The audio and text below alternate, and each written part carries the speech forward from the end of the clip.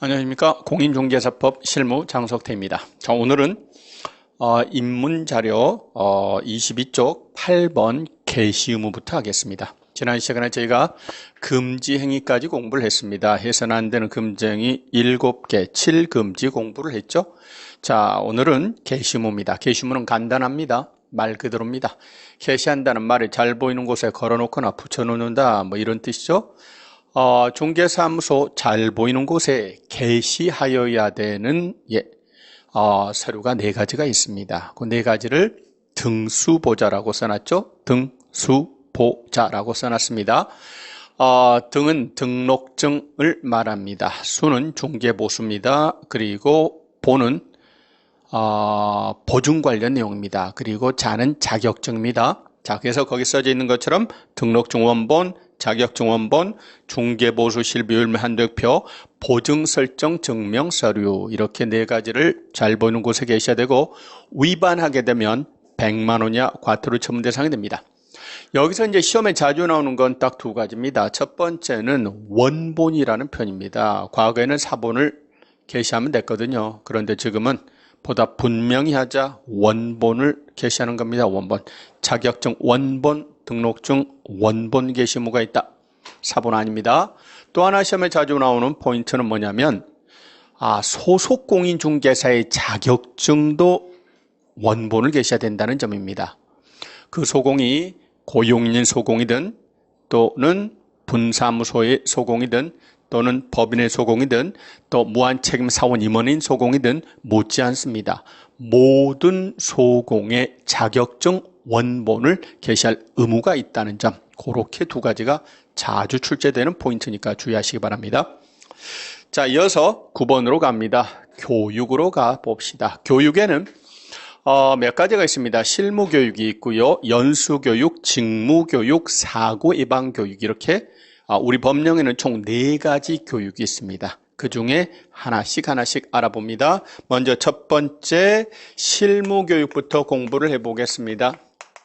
자, 실무교육은 대상자가 누군가 봤더니 실무교육의 대상자는 2사람입니다. 첫 번째는 개업공인중개사가 되려는 자는 실무교육을 받으셔야 됩니다. 두 번째는 소속공인중개사가 되려는 자도 실무교육을 받으셔야 됩니다. 그래서 취지는 지금 개공사나 소공은 중개업무를 수행할 수 있는 자입니다. 너희들이 중개업무를 수행하려면 최소한 이 교육 정도는 알아야 돼. 이 교육은 받아야 돼.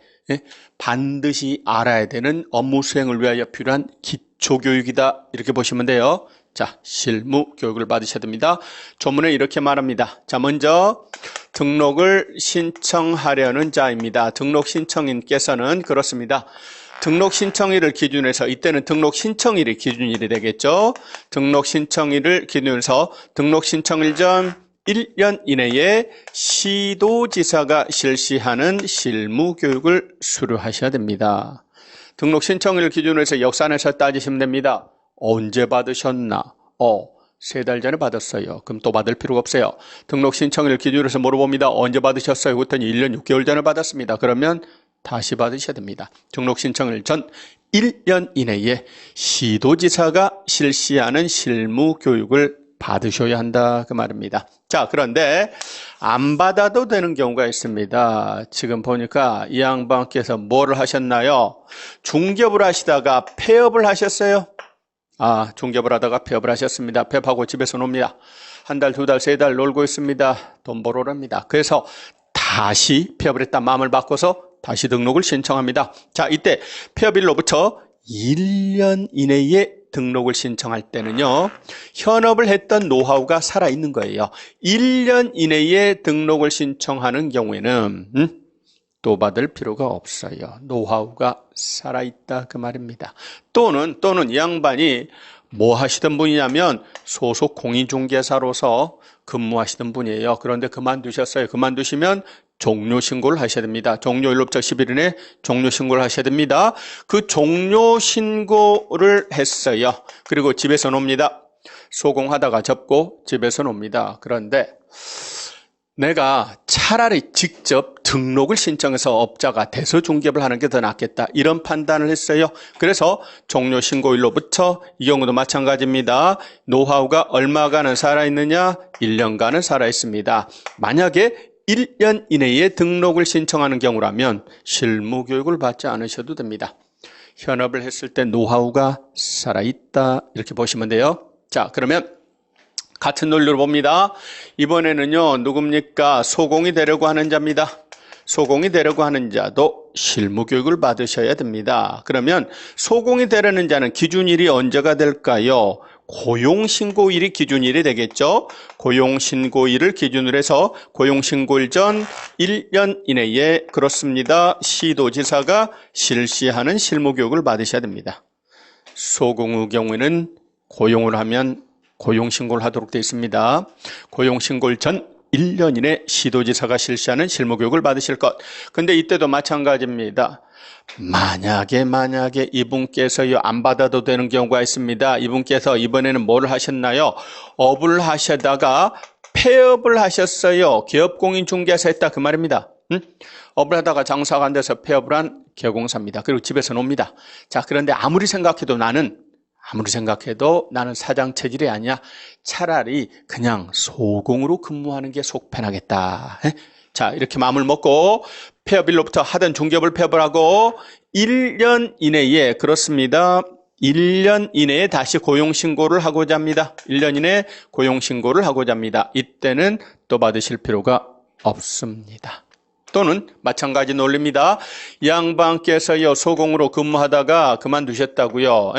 종료신고를 하고 놀고 있다 그 말입니다. 자, 그런데 집에서 노니까 돈 못 벌어다 주니까 돈 벌어오라. 그래서 다시 소공으로 취직을 하고자 합니다. 이때도 마찬가지입니다. 종료신고일로부터 만약에 1년 이내에 다시 고용신고를 하는 경우라면 그렇습니다. 실무교육을 안 받으셔도 된다 그 말입니다. 비슷하죠? 자, 그런데 2016년 1월 그렇습니다. 29일서부터는 개공사가 되려는 자는요. 실무교육뿐만 아니라 실무수습도 받으셔야 됩니다. 실무수습을 포함해서 받으셔야 돼요. 개공사가 되려는 자는 실무수습을 받으셔야 됩니다. 근데 아직까지는 우리 법령으로 실무수습에 관한 기준을 정한 바가 없어요. 이건 나중에 법령으로 정해지면 그때 다시 말씀을 드리도록 하겠습니다. 자, 그래서 실무교육에 대해서 공부를 해봤습니다. 그러면 이어서 직무교육에 대해서 알아볼까요?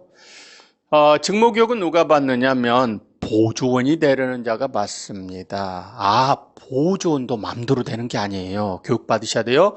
보조원은 무슨 교육이요? 직무교육이라고 합니다. 그렇습니다. 여기도 마찬가지 기준일은 고용신고일이 될 겁니다. 고용신고일 전 1년 이내에 시도지사 또는 등록관청 실시하는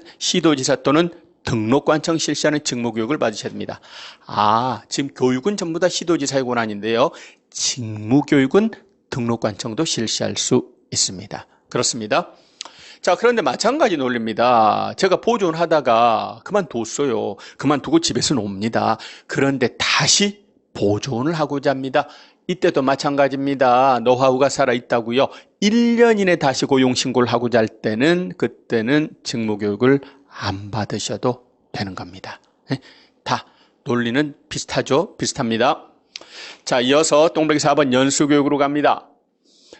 교육 한번 받고 그걸로 끝이 아닙니다. 법이 바뀌고 제도가 바뀌고 정책이 바뀝니다. 그래서 재교육을 받으셔야 돼요. 그 재교육을 우리 법령에서는 무슨 교육이라고 부르냐면 연수교육이라고 부릅니다. 연수교육이라고 불러요. 일종의 보수교육 형태입니다. 2년마다 연수교육을 받으셔야 됩니다. 그럼 대상자는 누구냐?